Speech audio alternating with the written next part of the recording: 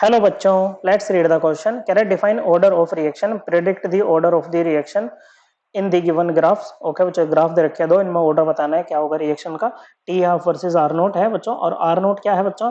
Are naught initial concentration है reactant का, और टी हाफ है हाफ लाइफ। हाफ लाइफ मतलब ये वो समय होता है जब आपका आधा रिएक्टेंट क्या होता है बच्चों? कंज्यूम हो चुका होता है बच्चों।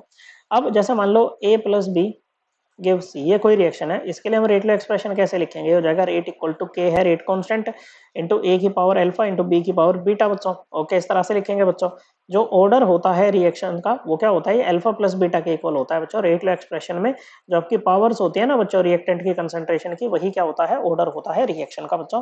अल्फा और बीटा में और may not be equal to stoichiometric coefficients of A and B respectively. अगर इक्वल होते हैं बच्चों तो ये क्या होगी बच्चों? आपकी एक एलिमेंट्री रिएक्शन होगी, वन स्टेप रिएक्शन होगी बच्चों। और अगर नहीं होते हैं इक्वल तो कॉम्प्लेक्स रिएक्शन होगी बच्चों, एक से ज्यादा स्टेप उसमें होंगे बच्चों। अब जो ऑर्डर है ना बच्चों, ऑर्डर क्या इंडिकेट करता है बच्चों? ऑर्डर इंडिकेट करता है कि बच्चों how sensitive the rate is to the change in concentration of A and B, जो हमारे रिएक्टेंट है बच्चों। ओके, अब देखो जो टी हाफ है बच्चों, यहाँ पर टी हाफ की ये बात तो हो गई ऑर्डर की बच्चों। क्या हो गई बच्चों? ये बात तो हो गई हमारी ऑर्डर की। ओके, तो इसको लिख देते हैं बच्चों के order indicates how sensitive the rate is to the change in concentration of reactants। Okay बच्चों, ये हम ले लेंगे बच्चों यहाँ पर।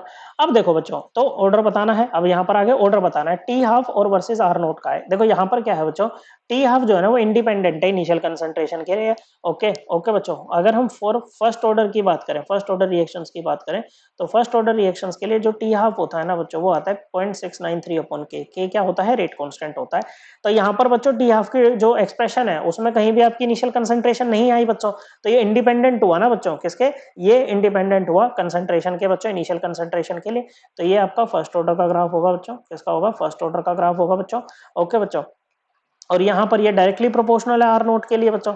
तो अगर हम जीरो ऑर्डर की बात करें, for zero order reaction, zero order reaction के लिए जो हाफ लाइफ होती है वो क्या होती है बच्चों? ये होती है आपकी आर नोट अपॉन 2 के। क्या होती है बच्चों? ये होती है आर नोट अपॉन 2 के। ओके बच्चों, तो यहाँ पर ये क्या दिख रहा है बच्चों? टी हाफ जो है वो डायरेक्टली प्रोपोर्शनल है इनिशियल कंसंट्रेशन के लिए, तो इसीलिए स्ट्रेट लाइन ग्राफ आएगा पासिंग थ्रू ओरिजिन। तो ये किसके लिए है बच्चों? ये जीरो ऑर्डर के लिए है।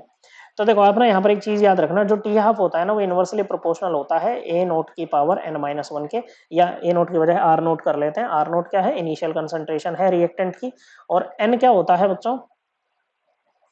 एन होता है ऑर्डर ऑफ रिएक्शन। क्या होता है बच्चों? एन होता है order of reaction.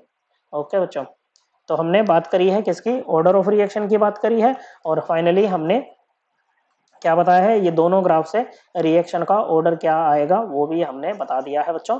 I hope आपको ये एकदम क्लियर हो गया होगा। थैंक यू बच्चों।